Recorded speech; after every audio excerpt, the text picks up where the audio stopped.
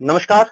महाकाली के सभी भक्तों को मेरा प्रणाम। मैं जगमोहन पटवाल आपका फिर से एक बार स्वागत करता हूं अपने फेसबुक पेज महाकाली कालिका मंदिर पर। जैसा कि भक्तों आप सभी जानते हो, प्रसिद्ध कालिका मंदिर बिरो खाल के और स्यालदे विकास खंड के बीचों बीच ऊंचे पहाड़ी पर स्थित प्रसिद्ध धार्मिक स्थल है। और यहाँ से चारों ओर बहुत ही सुंदर मनमोहक दृश्य दिखाई देते हैं। 3 वर्ष में यहाँ पर प्रसिद्ध मेला लगता है, जो कि बडियारी रावतों द्वारा इसका इस मेले का आयोजन किया जाता है। और प्रत्येक 3 वर्ष में यहाँ पर एक पौष माह में सुंदर धार्मिक आयोजन किया जाता है। इसके अतिरिक्त हमारे साथ नित्य प्रतिदिन नए फॉलोअर्स जुड़ते जा रहे हैं। और उनकी जानकारी के लिए मैं बता दूं, इस मेले से संबंधित पूर्ण जानकारी के लिए हमारे इस फेसबुक पेज पर आधे घंटे के अंतराल की एक छोटी सी डॉक्यूमेंट्री बनाई गई है, जिसमें संपूर्ण जानकारी इस मेले और इस भव्य आयोजन के बारे में दी गई है। तो ये हमारे यहाँ के मेले और इससे संबंधित जानकारी छोटी सी।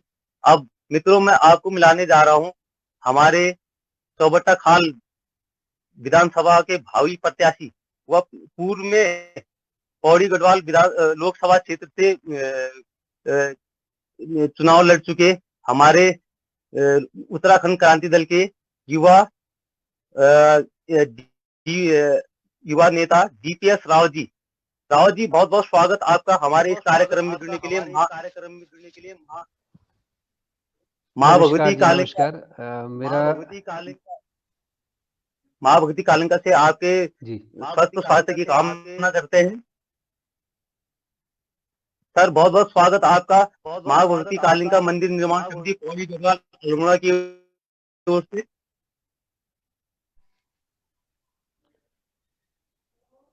हेलो।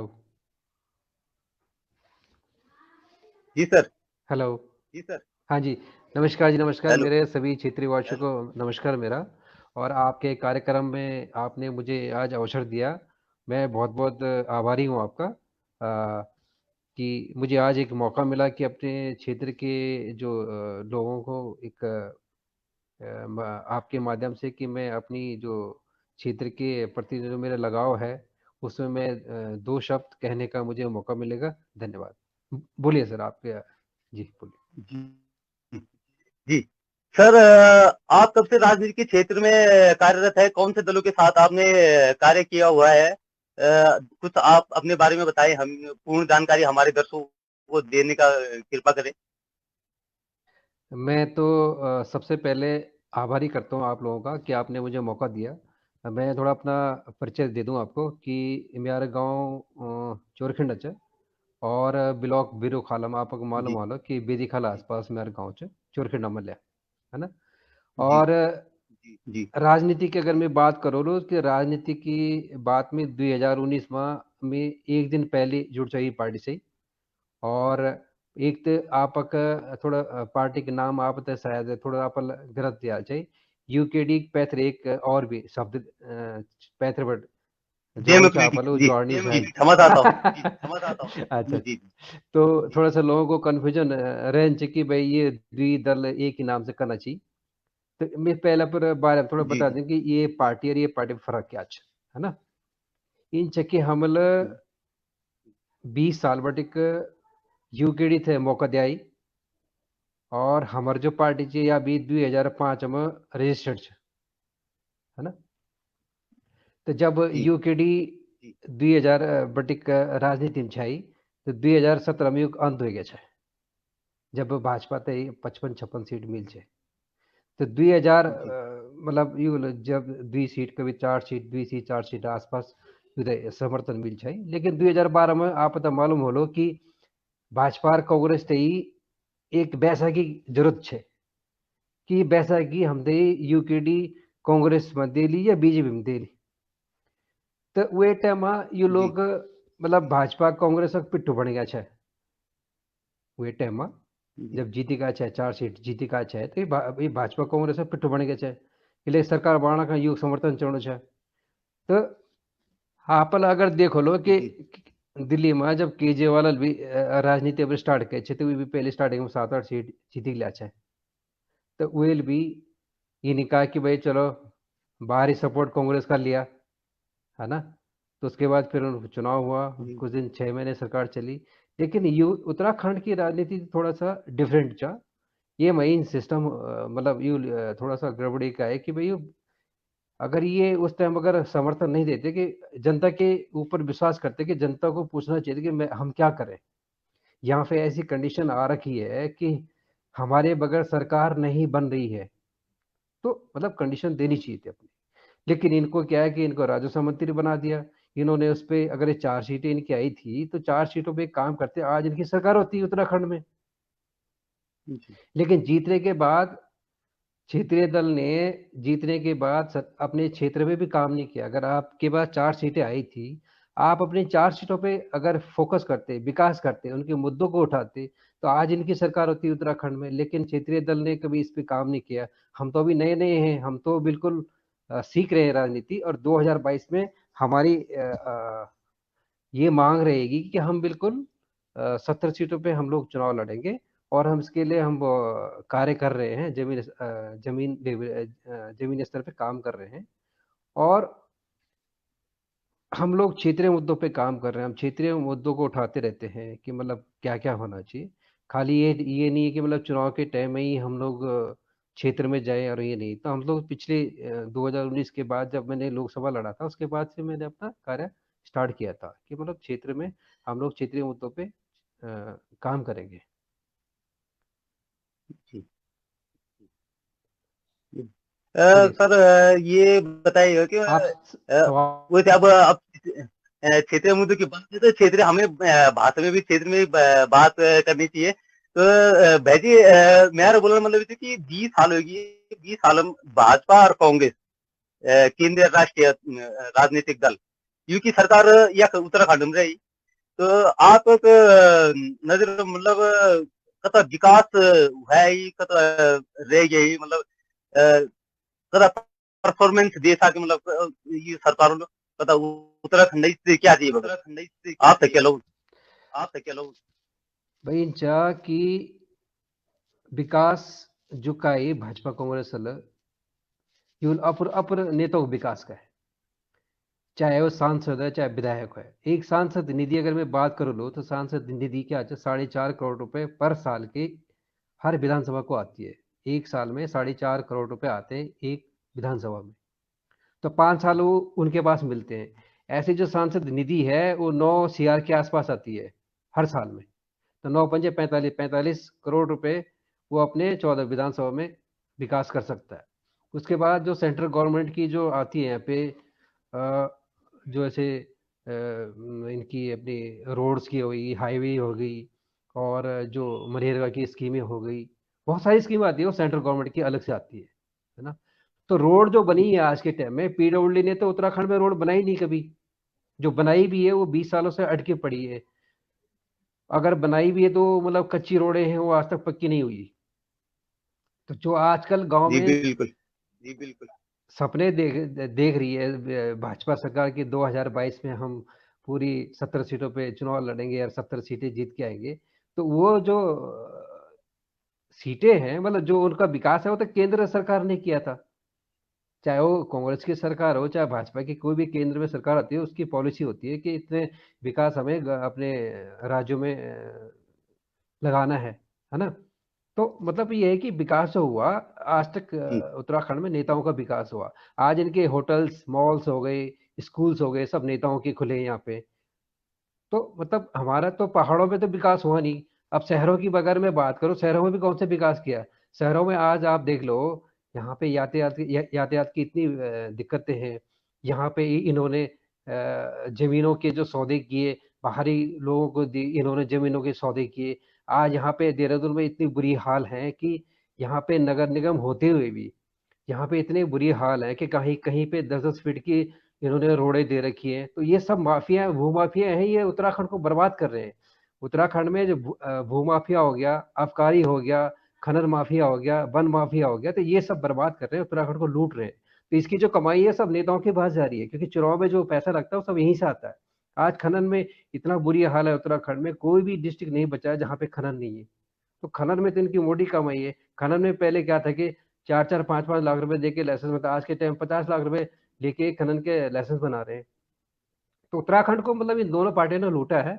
और इसमें कमियां हम लोगों की भी है, जो हमारे जो वोटर्स हैं वो थे यहाँ पर थोड़ा नीति बदलना चाहिए। भाई तुम 20 साल बड़े तुम वोट बिना आंख बंद करे भाजपा कांग्रेस में वोट देना चाहिए। एक बार क्षेत्रीय दल थे पूरा समर्थन दिया और एक बार वो सरकार ले आओ कि क्षेत्रीय मुद्दों पर अगर हम लड़ रहा तब भी पॉलिसी क्या जो क्षेत्रीय मुद्दों में जो पॉलिसी क्या जो क्षेत्रीय पार्टी जान सकन ना। राष्ट्रीय पार्टी पास कोई मुद्दा नहीं छुए। राष्ट्रीय पार्टी तो राष्ट्रीय नीति अपना जो राष्ट्रीय नीति अपनाना अगर मैं बात करूँ छो कि अभी 2026 में एक परिसीमन आणोल छो, है ना। परिसीमन में क्या अच्छा कि पहले जी जनसंख्या के वो मीन कि जनसंख्या के आधार पे यहाँ पे परिसीमन होता है। 2011 में जो हुआ था, तो हमारे जो उत्तराखंड की जो पहाड़ों की जो सीटें हैं वो कम हो गई थी। तो हमने नैनीताल जी हाई कोर्ट में एक अपील डाली थी हमने कि भाई उत्तराखंड जो पहाड़ी राज्य हैं हमारे, उसका जो परिसीमन होना चाहिए वो क्षेत्रफल के हिसाब से होना चाहिए। और उसमें हमने वहाँ पे पीआईएल डाली थी नैनीताल हाई कोर्ट में, वहाँ से भी अप्रूव होके फिर हमने पार्लियामेंट में डाला था। पार्लियामेंट में भी पास हो चुकी, अब सुप्रीम कोर्ट में चला गया मामला, है ना। तो हम ऐसे मतलब 3-4 केस लड़ रहे जी हैं। एक हमारा एक केस चल रहा है कि हमारा जो हमारी उत्तराखंड की जो राज्य की सीमा है उसी के अंदर हमारे कुमाऊं और गढ़वाल को जोड़ने के लिए एक रोड होनी चाहिए। आपको मालूम होगा कि कोटद्वार से रामनगर तक कंडी मार्ग जो है उसके लिए हमने नैनीताल हाई कोर्ट में उसके लिए भी हमने पीआई डाली थी, तो वो भी वहां से पास हो चुकी है ना। तो कोर्ट उसमें जी कोर्ट की तरफ से कोई दिक्कत नहीं, लेकिन यहाँ पे जो हमारे नेता है ना, इन्होंने यहाँ पे अड़ंगा डाल रखा है कि कहते जी यहाँ पे जंगलात हैं, यहाँ पे हमारे फॉरेस्ट बर्बाद हो जाएंगे, हमारे जिम कॉर्बेट बर्बाद हो जाएगा। अबे उसमें ये है कि अगर हम गलको कुमाऊं से अगर हम गढ़वाल को आते हैं रामनगर से कोटद्वार, तो हमें यूपी से गुजर के जाना पड़ता है ना। तो अगर हमारे सीमा के अंदर जी अगर रोड बन जाती है तो हमारे 100 किलोमीटर हमारा रामनगर का सफर कम हो जाएगा, पैसा भी बचेगा, हम लोगों को समय बचेगा। और आने वाले जी टाइम में जिस हिसाब से यूपी में ये अ, जो रोड के एक्सीडेंट होते हैं, जैसे कोई गाड़ी का एक्सीडेंट हो गया तो मतलब हमारे को बड़ी दिक्कतें हैं उसमें ना। अगर हम अपने राज्य के अंदर रहेंगे तो हमें कोई दिक्कत नहीं रहेगी उसमें। जी जी। जी सही बात। सर जी, ये एक अगला सवाल तो उत्तराखंड आंदोलन में और निर्माण में सबसे अधिक योगदान उत्तराखंड क्रांति दल, बल्कि शायद 1971 है, 1971 काशी सिंह एरी यूं स्थापना कर दी पार्टी की शुरुआत। यही उद्देश्य ही थी कि हम एक अपन उत्तर प्रदेश में अलग एक अलग पहाड़ी राज्य चाहते हैं। तो इसका सालों के दौरान और फिर भी अंतिम विधानसभा चुनाव जो अंतिम विधानसभा चुनाव थे वो एक भी सीट नहीं आने कारण क्या थी कि मतलब एक क्षेत्रीय दल होते हुए एक भी सीट हासिल नहीं हुई थे 2017 चुनाव में। क्या ये अंदरूनी राजनीतिक गुटबाजी और मतभेद नेताओं बीच क्या लोग है कि क्या कारण है? इसमें ये है कि मतलब ये सबसे प्रदर्शन जो कि जी। नीचे नीचे जाते हैं। हेलो। हाँ जी। हाँ यस हाँ सर। इसमें मामला ये है कि यूकेडी के अंदर जो गुटबाजी है ना वो 4 धड़ों में बढ़ चुका है यूकेडी, है ना। तो जी जब इनके अंदर अपने आपस में एकता नहीं है तो पार्टी कैसे बढ़ेगी। हर हर हर हर विधायक को या हर आदमी को मुख्यमंत्री बनना है। पहले संगठन को मजबूत करो, संगठन अगर आपका मजबूत है तो उसमें दावेदारी हो सकती है। लेकिन हमारे ये दुर्भाग्य यही है ना जी क्षेत्रीय दल में कि भाई यहाँ पे तो जो जिसके बाद 2 आदमी है वो भी आज पार्टी बना के बैठा है उत्तराखंड में, और वो कहता है जी मुख्यमंत्री का दावेदार मैं हूँ। यहाँ पे 60 पार्टियां जो है उत्तराखंड में रजिस्टर्ड है, एक वोट नहीं मिलता उन लोगों को जी अपने परिवार का, और वो दल यहाँ पे रजिस्टर्ड करके बैठा हुआ है ना। तो ये हमारे क्षेत्रीय के लिए जी बड़ा दुर्भाग्य है, क्योंकि यहाँ पे जितनी दुकानें खुलेगी सब ये दुकानें जो है चुनाव के टाइम में खुलती है, उसके बाद बंद हो जाती है। हम तो लोकसभा भी लड़े थे, विधानसभा भी लड़ते हैं, तो हम लोग तो बिल्कुल जी लड़ते हैं और हमें अच्छा रिस्पॉन्स मिल रहा है कि इसका जो श्रेय हमें 2022 में मिलेगा। और जिस हिसाब से क्षेत्र में हम लोग काम कर रहे हैं, बिल्कुल हमें जनता सपोर्ट कर रही है। और जनता के जो वादे हैं, बिल्कुल हमने वो अपने घोषणा पत्र में हमने अभी 70 जो हमारे मुद्दे हैं उनको हमने नोट किया हुआ है कि हम 70 मुद्दों के साथ उत्तराखंड में उतरेंगे। तो क्षेत्रीय दल का ये बड़ा दुर्भाग्य था कि जी ये लोग विकास नहीं कर पाए। अगर यूकेडी की अगर मैं बात करूं कि यूकेडी 2012 में जीत के आई थी, अपने क्षेत्र में अगर विकास करते आज इनकी सरकार होती। तो इन लोगों ने कभी किए नहीं, इस मुद्दों पे काम ही नहीं किया, है ना।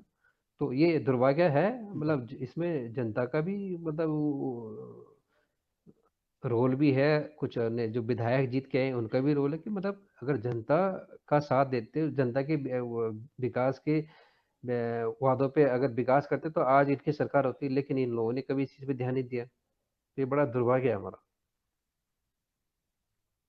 जी बिल्कुल। जी बोलिए। ये जैसे महाराष्ट्र बिहार में क्षेत्रीय दल काफी सक्रिय हैं, तो इनका जो भी विकास महाराष्ट्र में कुछ हद तक सही लगता है, क्योंकि क्षेत्रीय दल हो तो उससे विकास का जो निरंतर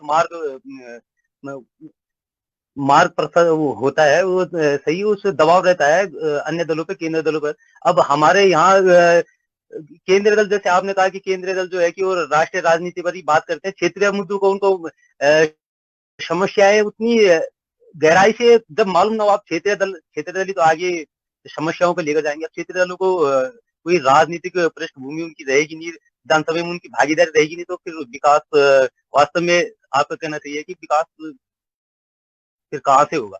अब राष्ट्रीय हम अभी इतनी जल्दी उत्तराखंड अभी 20 साल हो रहे हैं, हम उसका राष्ट्रीय मुद्दों पर इतना वो नहीं कर सकते जो हमें हमें अपनी समस्याएं हल नहीं हो पा रही है। तो हमें बेशक हमें क्षेत्रीय दलों पे ध्यान देना होगा, ये सही मायने में सही बात है। क्षेत्रीय दल ही हम क्षेत्रीय दलों के सहयोग से ही यहाँ का विकास संभव लगता है। जी सर जी, मैं आगे एक सवाल आपसे ये पूछता हूँ कि हमारे यहाँ भ्रष्टाचार, क्योंकि मैं भी अपने कार्य क्षेत्र में मैंने कार्य क्षेत्र में बहुत से जगहों पे मैं गया हूँ, कंपनी के अपने कामों से कार्य क्षेत्र में मैंने देखा भ्रष्टाचार व्याप्त हमारे यहाँ है ही। और उसके अलावा नशा, बेरोजगारी आदि बहुत सी जन समस्याएं हमारे राज्य में व्याप्त है। आपकी पार्टी के आपके दल की क्या राय है इसमें? आपकी पार्टी जनता के बीच क्या मुद्दे लेकर जाना चाहती है इन विषयों को लेकर?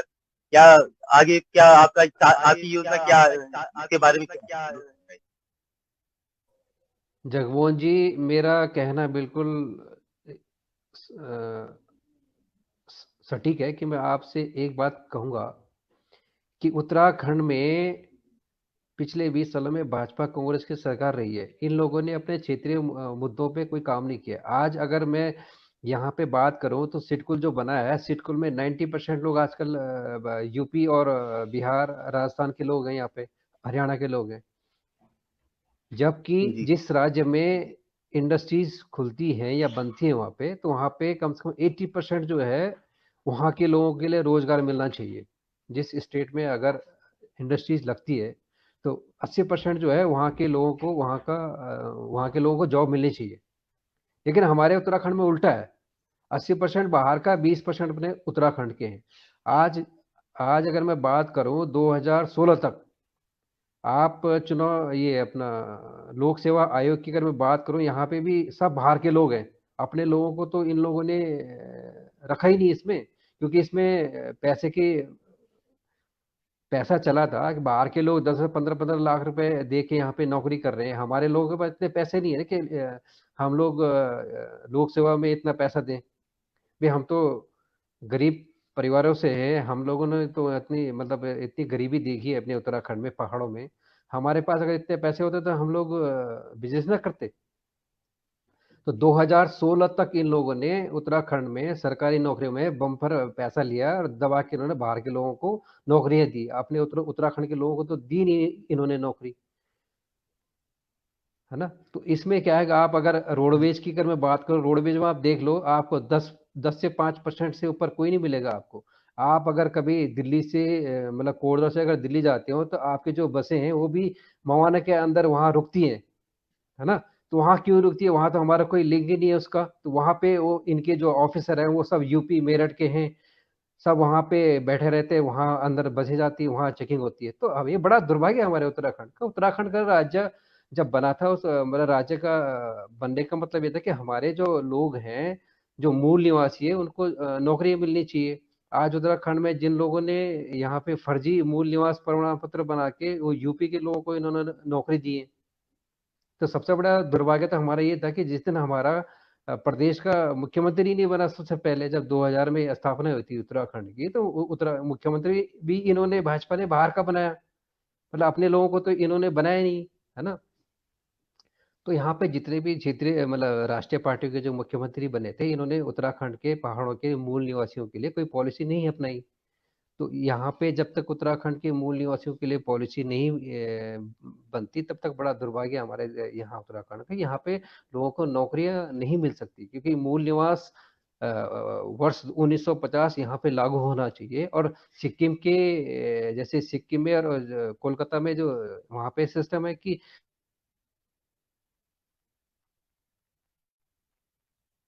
मिलेगी सरकारी, तो वहाँ पे लागू है। हमारे उत्तराखंड में ये लागू नहीं है। हमारे यहाँ पे जो धारा यहाँ पे आर्टिकल जो था हमारा, धारा 370 जो थी डी, इन्होंने इसको खत्म कर दिया कि यहाँ पे कोई भी जमीन खरीद सकता था। पहले खंडूड़ी के टाइम में इन्होंने कुछ लगाए थे कि 250 स्क्वायर मीटर तक जो है जमीन ले सकता है बाहर का बंदा, लेकिन ये सब इन्होंने हटा दिया, पहाड़ों में भी खोल दिया। तो मतलब ये इनकी पॉलिसी है कि उत्तराखंड को पूरा बर्बाद करना है, यहाँ की जो जमीनें है ये सब खत्म कर देंगे और हमारे को कुछ नहीं मिलेगा। आज आप देख लो कि पहाड़ों में इन्होंने बाहर के लोगों को मतलब पूरी पहाड़ के पहाड़ बेच दिए। एक टाइम ऐसा आएगा कि हम दिल्ली में जो हमारे उत्तराखंड के बैठे, हम उन बाहर के लोगों से यहाँ पे जमीन खरीदेंगे कि भाई हमें थोड़ा सा जमीन दे दीजिए खरीदने के लिए। तो ये आने वाले टाइम में हमारे को बड़ा दिक्कतों का सामना कर सकता है ना, करना पड़ेगा। जी राव जी, ये एक अगला सवाल है आपसे। उत्तराखंड बहुत ही चिंताजनक विषय ये है आजकल। वैसे बहुत से लोग इस पे चिंता जता रहे हैं और काफी लोग इसमें अग्रसर हैं, सेवा कर रहे हैं, संस्कृति की सेवा कर रहे हैं। संस्कृति पलायन के विषय में आप क्या कहना चाहेंगे? राज्य के बाहरी लोगों की बढ़ती जनसंख्या और दूसरा जमीन खरीदने और व्यवसाय व्यवसाय में भी बहुत भागीदारी बाहर के लोगों की। मैं खुद ही स्वयं मैंने इसका अनुभव किया हुआ है और काफी समय से मैं करता आ रहा हूँ कि बाहर के लोग यहाँ व्यवसाय में भी हमारे लोगों को उन्होंने पछाड़ दिया है बिल्कुल ही।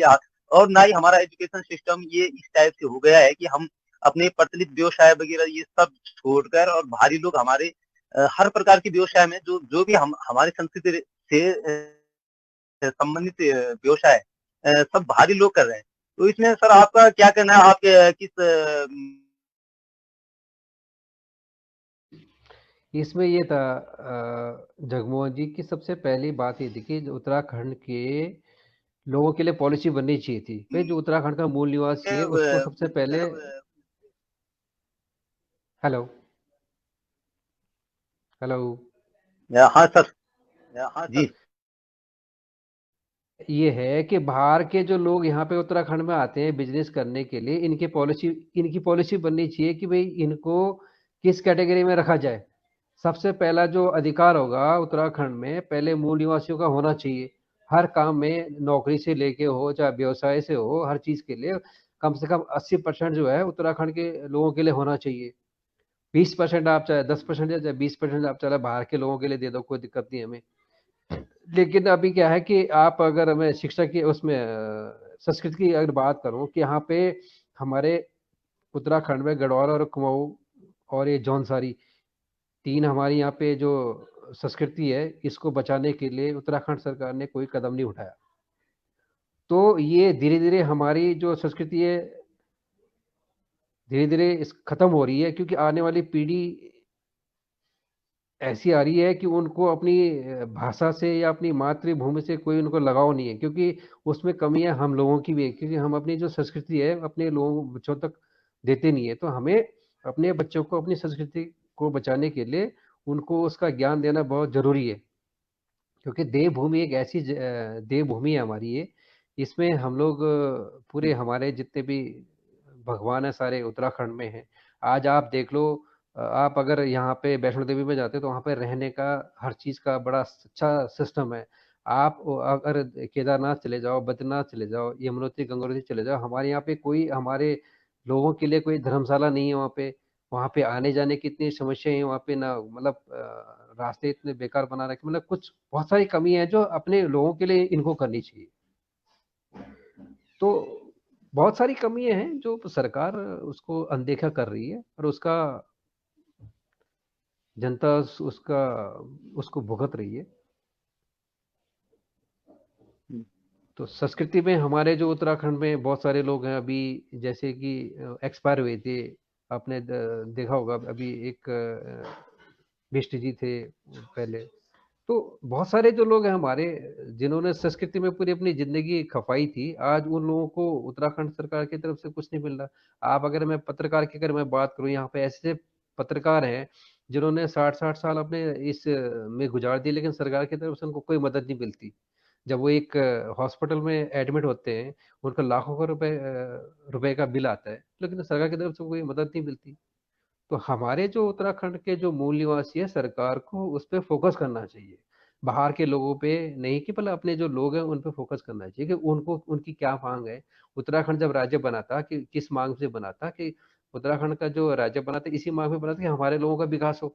लेकिन यहाँ पे तो उल्टा हो रहा है। यहाँ तो पूरे अपना यूपी, दिल्ली, हरियाणा, ये राजस्थान, यहाँ के वहाँ के लोग सब यहाँ बिजनेस कर रहे हैं अपने लोगों को, हमारा कोई लोगों को महत्व दिया ही नहीं जा रहा है। तो इसका जवाब जनता को देना चाहिए। इसमें हमारे लोगों की भी कुछ भागीदारी आपको लगती है कि प्रचलित जो कार्य थे उनको छोड़कर और बाहर केवल बाहरी एक माइंड जो रखा हुआ है कि बाहर ही जाना है, बाहर ही जॉब करना है, तो उनकी जगह जो लोग यहाँ आ रहे हैं, अब उन व्यवसायों को वो अपना रहे हैं, वो कर रहे हैं और अच्छा पैसा यहाँ से कमा रहे हैं। ऐसे बहुत से उदाहरण है। मैं वैसे कहने वाली मतलब एक ऐसे जैसे यहाँ एक तो प्रोत्साहन की भी कमी लगती है। हम लोग जो है हम प्रोत्साहन नहीं देना चाहते, मजाक उड़ाते हैं ऐसे काम धंधों का। तो उसकी जगह में बाहर वाले आ रहे हैं और वो यहाँ उन प्रचलित कामों को कर रहे हैं और बहुत अच्छा व्यवसाय कर रहे हैं अपना।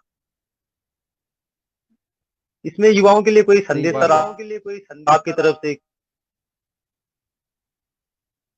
करता हूँ, उसमें क्या था कि देखो, बाहर के लोगों के पास पैसा है, ठीक, वो यहाँ बिजनेस आराम से कर लेते हैं, कमा के निकल भी जाते हैं, कोई दिक्कत नहीं। हमारे लोगों में दिक्कत ये है कि हमारे लोगों में तो पैसा नहीं है। अभी मैं अगर बात करूं कि अभी जो जब ये महामारी आई थी कोरोना की, उसमें बहुत सारे लोग जो पलायन कर चुके थे अपने, उनके जो होटल लाइन के थे वो सारे, उनकी नौकरियां छूट चुकी थी। तो उन्होंने उत्तराखंड में स्वरोजगार के लिए अप्लाई किया, लोन किया, लेकिन सरकार, हमारे इतनी निकम्मी सरकार है ये भाजपा की, इस सरकार ने इतने उनके ऊपर इतने ऑब्जेक्शन लगा दिए कि उनको स्वरोजगार के लिए कोई लोन नहीं दिया। अभी मैं एक अपने क्षेत्र में बात करूँ तो एक मेरा दोस्त था भरपूर में, उसको भी आइसक्रीम फैक्ट्री लगानी थी, लेकिन उसको कोई लोन नहीं मिला। अभी बहुत सारे, एक इधर एकेश्वर में बंदा है, उसको नहीं मिला। काफी लोग हैं, मतलब मैं इनका, बहुत सारे लोग हैं जिनको कि रोजगार के लिए लोन चाहिए था, स्वरोजगार के लिए, लेकिन सरकार ने बिल्कुल अनदेखा किया। उनको ये बोला कि आप यहाँ कहाँ पैसा लगा रहे हो, आप जाइए और शहरों में वहाँ पे लीजिए, ये सब यहाँ नहीं चलने वाला है। तो मतलब सरकार की कमी ये है कि हमारे जो लोग हैं उनको बिल्कुल अनदेखा कर रही है। भी अगर यहाँ पे हमारे पास अगर पैसा होता तो हम लोन लेने की हमें क्या जरूरत थी, है ना। तो हम लोगों की भी, हम लोग अगर दिल्ली एनसीआर में नौकरी करते तो हमारी मजबूरी है कि भाई हमारे पास धन नहीं है, अपना पैसा नहीं है गांव के लिए, गांव में, तो इसीलिए तो हम लोग नौकरी के लिए वहां जाते हैं। अगर हमारे पास भी धन कुछ हो तो हम अपना बिजनेस कर सकते हैं, सरकार के भरोसे ना रहे। लेकिन कुछ कुछ जो लोग हैं आज अच्छा सेटल हो गए गांव में, उनका अच्छा अच्छा काम चल रहा है वहाँ पे, और हो सकता है वो अब आने वाली पीढ़ी के लिए एक मिसाल बनेगी कि भाई ठीक है, स्वरोजगार करो अपने।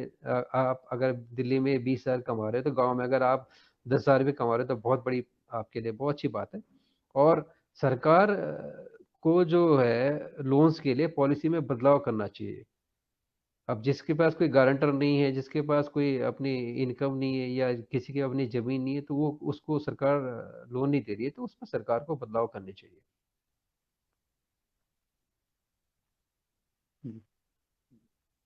जी जी। राव जी, उत्तराखंड में आम आदमी पार्टी का प्रवेश हो रहा है 2022 में। अभी से उनकी तैयारियां, काफी जगहों में उनके विरोध प्रदर्शन भी चल रहे हैं। काफी मुद्दों पे वो शहरों में, अभी पहाड़ों में तो इतना नहीं हुआ, शहरों में काफी मुद्दों पर वो अपना विरोध प्रदर्शन कर रहे हैं। आपका क्या कहना है 2022 के लिए आम आदमी पार्टी? आम आदमी आम पार्टी आदमी पार्टी। आम आदमी पार्टी मतलब दिल्ली की पार्टी है, और यहाँ हमें क्षेत्र के लोगों को यहाँ की क्षेत्रीय पार्टी चाहिए जो उनके मुद्दों पे काम कर रहे हैं। आप अगर दिल्ली की बात करोगे, जी दिल्ली से हमें कोई मतलब नहीं, हमें तो यहाँ की जो क्षेत्रीय पार्टी है और क्षेत्रीय लोगों की सरकार चाहिए हमें। ये दिल्ली या अपना यूपी की सरकार नहीं चाहिए, है ना। ये सरकारें तो हमने पिछले 20 सालों से देख लिए, और इस बार मुझे पूरा विश्वास है कि उत्तराखंड की जनता अपनी क्षेत्रीय पार्टी को ही चुनेगी। और इनका ये तो बेसिक आपने देखा होगा, दिल्ली में केजरीवाल ने मुसलमानों का ही विकास किया, और वहाँ पे हिंदुओं का उतना विकास नहीं किया उनने। बिजली पानी जो फ्री दिया वो तो ये था कि उनके पास चुनाव का कोई मुद्दा नहीं था कि बिजली पानी फ्री कर दिया, क्योंकि दिल्ली में जो विकास हो रखा था पहले से ऑलरेडी विकास था। उत्तराखंड की स्थिति और वहाँ की दिल्ली की स्थिति में बहुत फर्क है, कि वो शहर है, ये पहाड़ है। पहाड़ में बहुत सारी कठिनाई है, यहाँ पे तो बहुत अभी यहाँ पे तो हमारे उत्तराखंड में खाली पानी बिजली है, तो हमारे पे यहाँ पे टैक्स भी इतना नहीं आता है। दिल्ली में तो बहुत सारा टैक्स आता है पूरे। वहाँ पे तो इंडस्ट्रीज है, हमारे यहाँ इंडस्ट्रीज नहीं है, वहाँ पे बिजनेस सिटी है। तो हमारे और उत्तराखंड में और दिल्ली में जमीन आसमान का फर्क है।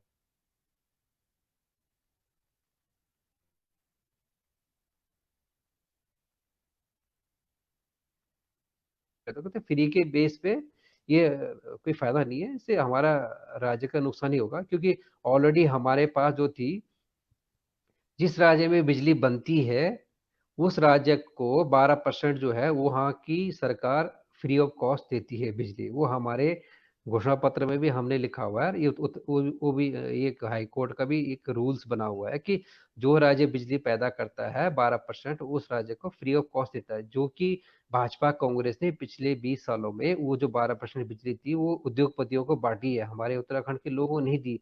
अगर हमें वो 12% बिजली मिल जाती तो हमें बहुत अच्छा हमारे लिए बेनिफिट है। लेकिन हमारे पास तो सोर्स ऑफ इनकम बिजली की इतनी है कि हमारे उत्तराखंड में जगह जगह डैम बने हुए हैं, तो 12% अगर हमारे को ऐसे बिजली मिल जाती है तो हमें तो फ्री की बिजली की जरूरत ही नहीं है किसी की भी, है ना। तो हमारे उत्तराखंड में तो ऑलरेडी हमारे सोर्स ऑफ इनकम बहुत अच्छे हैं।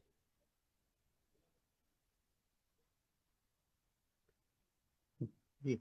ठीक है जी। राव हाँ जी, जी। राव जी, हेलो। हेलो। हाँ बोलिए। हाँ, हेलो। हेलो। हाँ हाँ, हाँ जी, बोलिए बोलिए। राव जी, मैं ये जानना चाहता हूँ आपसे, सर, जो ये हमारा यहाँ पर जो प्रसिद्ध मंदिर है, कालिंग का मंदिर है, इसके विषय में आप कितनी जानकारी रखते हैं सर? आप कभी यहाँ इस क्षेत्र में पधारे हैं मंदिर में, और इसके कहीं अगल बगल बीरो खाल, इन जगहों में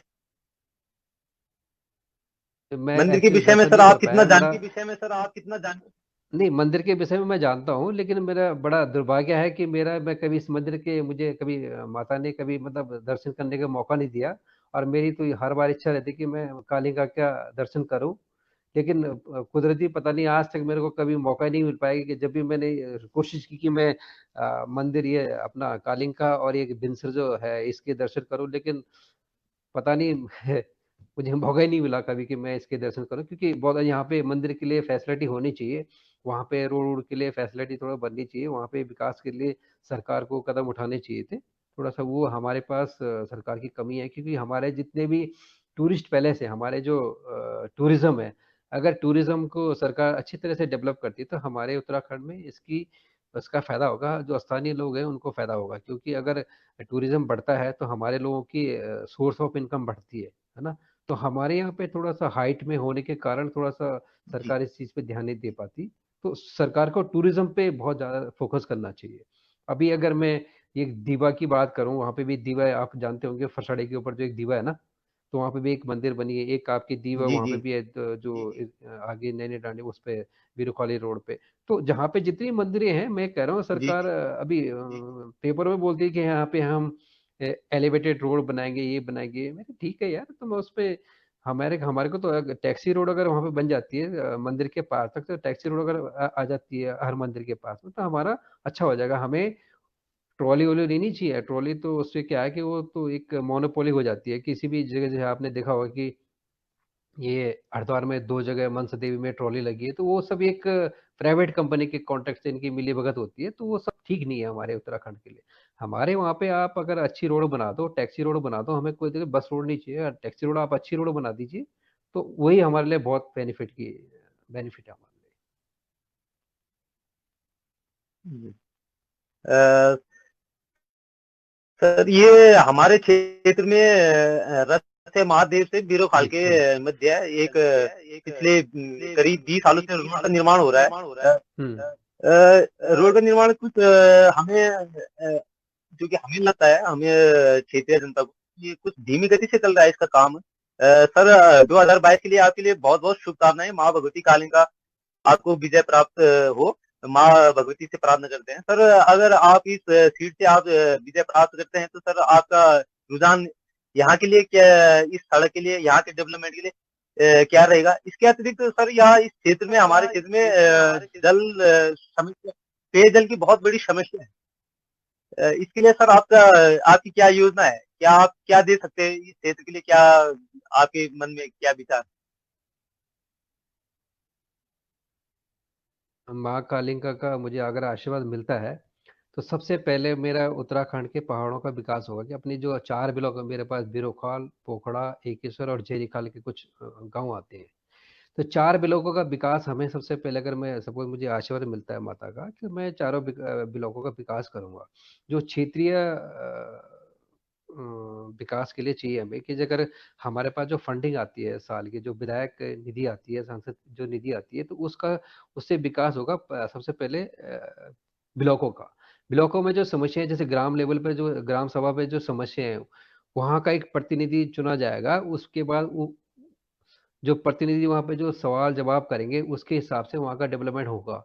आप अगर देखोगे पहाड़ों में बहुत जगह रोड ही नहीं है, 5-5, 6-6 किलोमीटर पैदल चलना पड़ता है, वहाँ के लिए रोड होनी चाहिए। बहुत सारे गाँव में है, वहाँ पानी की दिक्कतें, अगर पानी नहीं है तो हमारा वहाँ पे स्वरोज़गार के लिए आप आदमी कैसे काम करेगा? कोई भी अगर उसने फल-फ्रूट्स लगाने हैं या उसने सपोज़ अपनी सब्जियाँ बोनी है, सब्ज़ी का उसने विकास करना है, सब्जियों के लिए उसने अपने उस करना है, तो उसके लिए पानी बहुत ज़रूरी है। बहुत सारे गाँव में पानी नहीं है, पानी की मतलब गर्मियों में बहुत प्यास की दिक्कतें हैं, है ना? तो हमारे सबसे पहले जैसे अगर उत्तराखंड में हमारे पास इतने फल-फ्रूट्स होते हैं, लेकिन हम अब सब हमारे लिए वेस्ट जा रहा है। तो हमारा मेन फ़ोकस रहेगा कि अगर हमारे ब्लॉकों में एक-एक मंडियाँ हो और मंडियों में जो सारे स्थानीय लोगों का ही बोलबाला होना चाहिए। ये नहीं कि निजामाबाद से वहाँ पे मुसलमान आ रहे हैं, वहाँ पे सब्ज़ी बेच रहे हैं, तो ये बड़ा ये ठीक नहीं है। जो अगर यहाँ विकास होगा तो यहाँ के लोगों को ही विकास मिलना चाहिए, उसका फ़ायदा वहाँ के लोगों को मिलना चाहिए, ना कि नजीबाबाद अपना रामपुर वहाँ से लोग आएँगे। तो यहाँ पे बहुत सारी चीज़ें हैं हमारे उत्तराखंड में, फल-फ्रूट उसका इतना अच्छा स्कोप है, लेकिन सरकार उस चीज़ को समझ नहीं पा रही है कि इसका बेनिफिट लोगों को कैसा दिया जाए ना। हमारे उत्तराखंड में हर चीज़ होती है यहाँ पे, तो उसका बेनिफिट कैसे मिले लोगों को, उस पे सरकार को फ़ोकस करना चाहिए। स्वरोज़गार, जी, रोज़गार के लिए यहाँ हमारे पे क्षेत्र में सरकार को कदम उठाने चाहिए। जी। जी। सर मैं कहना चाहता कि हमारे क्षेत्र में कुछ ऐसी समस्याएँ हैं, हमें सड़क आधी अधूरी सड़क का निर्माण हो रखा है, हमें विपरीत दिशा से होते हुए अगर हम बाय बस टैक्सी इनसे जाते हैं बाय रोड, तो हमें विपरीत दिशा की ओर उल्टे घूमते हुए 15-20 किलोमीटर के दायरे में घूमते हुए अपने ब्लॉक मुख्यालय तक जाना पड़ता है। और वरना हम वही पुरानी पद्धति से पुरानी रास्ते अपनाते हुए पैदल बीरोखाल और अपना बैंकिंग कार्य के लिए और विकास से संबंधित ब्लॉक में ये सब कार्यों के लिए हमें अधिकतर पैदल ही जाना पड़ता है। तो बड़ी बहुत कठिनाइयाँ हैं सर।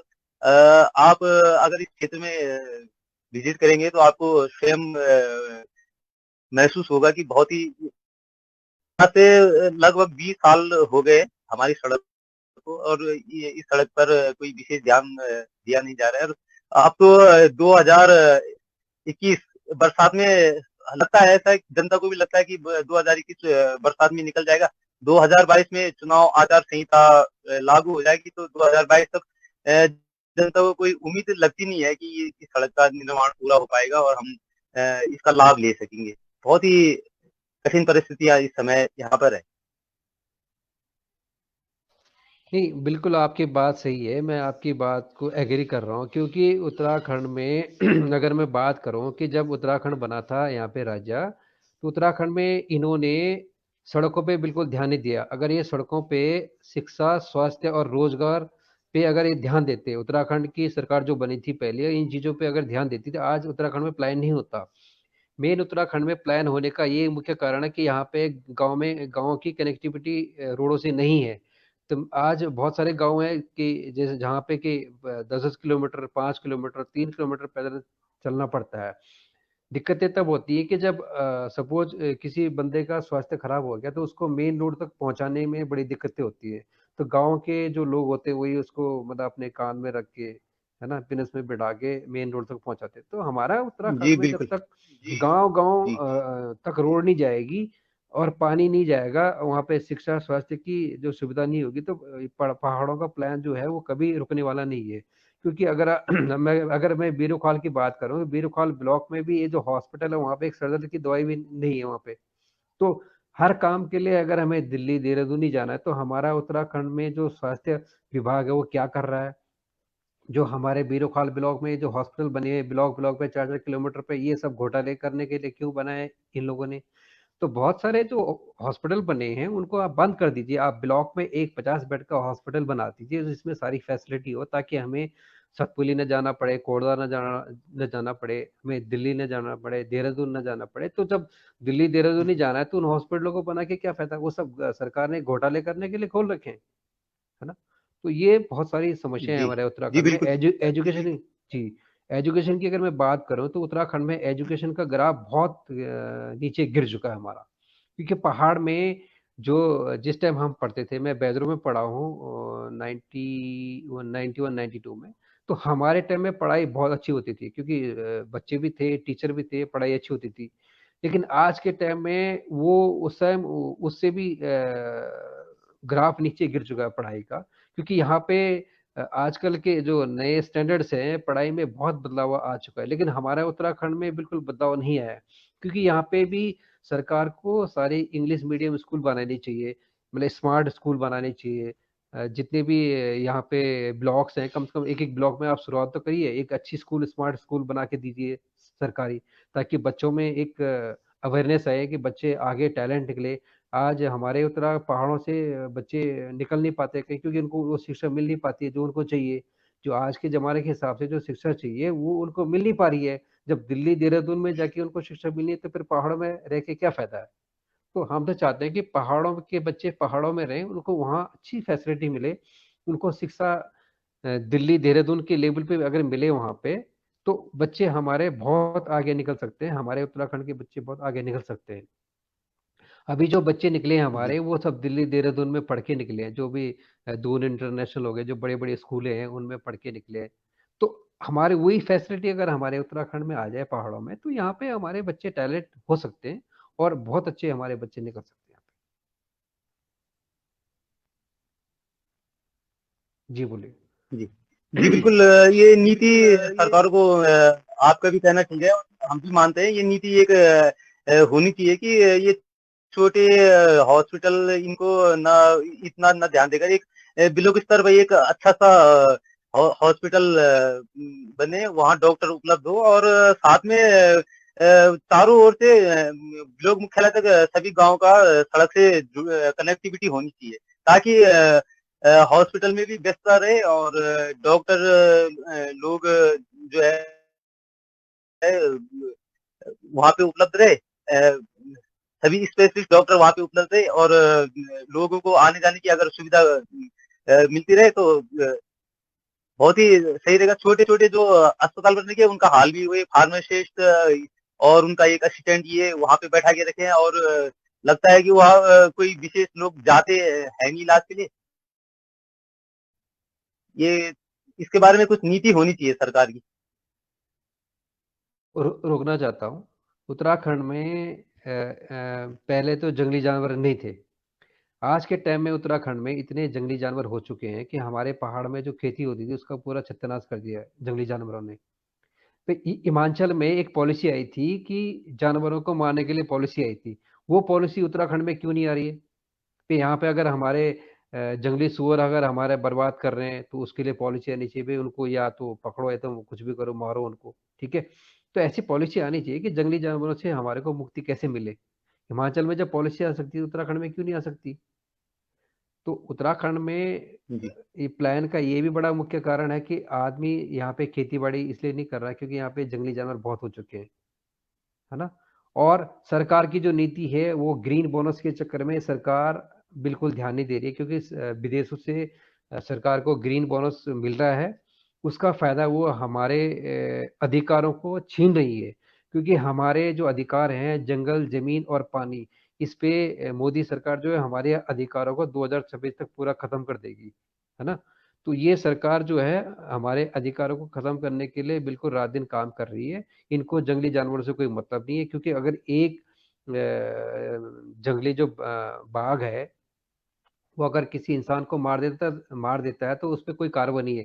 अगर आपने बाघ को मार दिया तो सरकार फौरन आप पे एक्शन ले लेगी, आप पे ऐसी धारा लगा देगी, आपको जेल में डाल सकती है। तो ऐसी पॉलिसी आप उनके लिए भी अपनाओ ना, जानवरों के लिए। अभी आप देखो कि हर गांव में, बहुत सारे गांव में ये हादसे हो चुके हैं। सरकार वहाँ पे इनाम देने के लिए आती है कि भाई तुम बहादुर हो, तुमने इस जंगली बाघ से लड़े हो, तुम घायल हुए, तुमने ये किया, बाघ से लड़े हो, भालू से लड़े हो, सुअर से लड़े हो। लेकिन उनको मारने की पॉलिसी भी होनी चाहिए, ठीक है। अगर वो जहाँ पे इंसान रहते हैं अगर उन बस्ती में आते हैं तो उनको मारने के लिए पॉलिसी बननी बननी चाहिए सरकार की तरफ से, क्योंकि वो हमारे हमारे को नुकसान पहुंचा सकते हैं। आप आज के टाइम में मैं अपने गांव में दिन में मतलब जा नहीं सकता हूँ रोड से और गांव तक, क्योंकि मुझे गांव से 2-3 बंदे बुलाने पड़ते हैं, तब मैं अपने रोड से गांव तक जाता हूँ, क्योंकि इतना डर हो गया है वहाँ पे जंगली जानवरों का कि आप जा नहीं सकते हो। जी। राव जी, अंत में मैं एक जी। आपसे करता हूँ। हमारे उत्तराखंड में जो प्राकृतिक संसाधन है, जो हमारे स्थानीय कृषि उपज है, मैं जब पढ़ाई करता था, मैं देखा था डेनमार्क एक छोटा सा देश, तो उसके विषय में पढ़ते थे। डेनमार्क का मुख्य व्यवसाय है उसका दूध का व्यवसाय, और उसी से वो पूरी उसकी आर्थिक, उसका जो मुख्य बिजनेस है वहाँ पर दूध का है। और उसी से वो उसके उसके देश की जो आर्थिक जो भी आर्थिक रूप से जो भी विकास करता है वो उसी से उसका व्यापार करता है। तो मैं उसकी अपेक्षा तो हमें पहले ऐसे आती थी कि दूध डेनमार्क दूध उत्पादन करता है, उसको बेचता है और फिर अपना पालन पोषण जो भी है पालन पोषण ये मैं देख रहा हूँ कि अभी जब आप बड़े हुए कि हमारे प्राकृतिक यहाँ उत्तराखंड में उनकी अपेक्षा शायद ये डेनमार्क है, और हमारा उत्तराखंड उसमें काफी और यहाँ प्राकृतिक संसाधन भी काफी है, और यहाँ जैसे अनाज और विटामिन युक्त गुणों से युक्त अनाज यहाँ पर होते हैं, उनका महत्व इंटरनेशनल स्तर पर काफी। तो हम इन पे फोकस, हमारी सरकार इन पे फोकस नहीं कर पा रही है। इसका क्या रणनीति होनी चाहिए?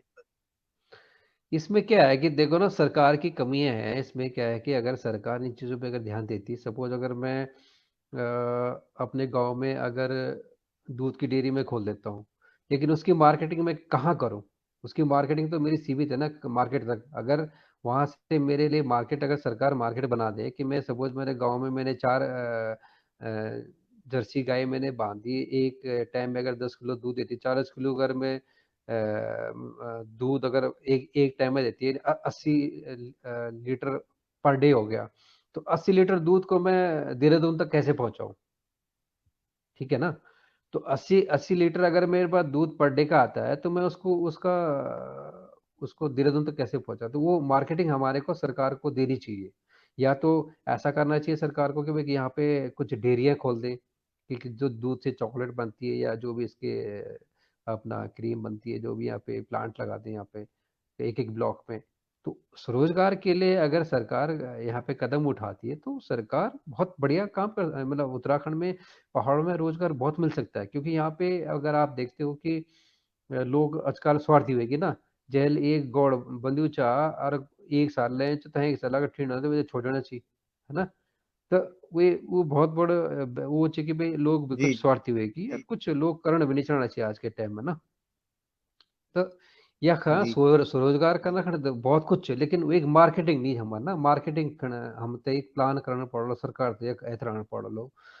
सरकार तो अगर एक ब्लॉक लेवल पर एक मार्केटिंग टीम बढ़ा ले कि ताकि हमारे जो भी पहाड़ों में जो भी चीज उगन वो एक मार्केटिंग कह सके, तब फायदा जो है ना पहाड़ों में काम हो। अगर मैं पहाड़ों पे भी काम करना चाहूँ, अगर मैं मार्केट धीरे धीरे तो मेरा तो आने जाने में पूरा टाइम वेस्ट हो गया, मेरा जो वो एक लागत है मेरा वो तो मिलनी नहीं ना। अगर जी आप बिल्कुल। देखो तो आप अगर धान उगाना चाहो गाँव में तो धान यक 50 रुपए किलो मिलनु देहरादून में, तो गाँव में हुए तो रेट क्यों मिलना चाह 20 रुपया, तो फायदा तो बिचौलिया उठाना चाहिए ना मैं जी कहा। तो इन जगह अगर 50 रुपए देहरादून में अगर बिकणु चाह तो कम से कम 45 रुपये खरीद होनी चाहिए, चलो 5 रुपये तुम लगा लो, चलो 1 किलो पे, तो कम से कम 45 रुपये उसकी अगर हमारे को खरीद मिलती है किसान को, तो तब तो उसका फायदा है ना। जी बिल्कुल।